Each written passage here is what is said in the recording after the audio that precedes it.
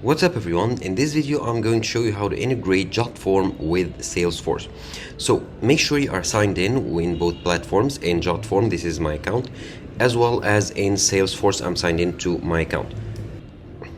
Now what you want to do is go to Jotform and create a form. And we want to use a template to make it easier. Of course you can start from scratch. And here they'll open up like tens of thousands of ready-made templates. Let's choose this one for the sake of simplicity. So okay, use template. And it'll open up here the template in a new tab where I can start building it. So I can edit all the form here. So full name, I can edit it, let's say name.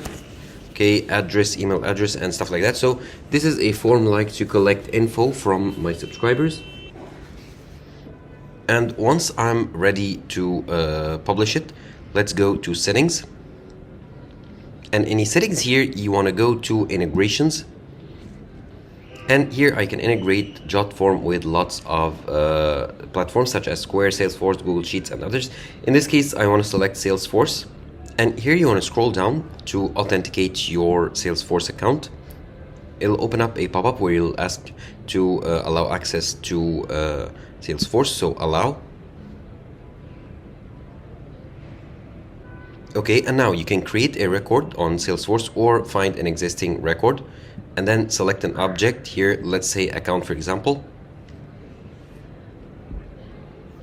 And here you want to change select the object field, let's say account type, and the new customer registration form, let's say analyst. Or you can add field here, and then you can create a record here or match field to generate a new record that already don't exist.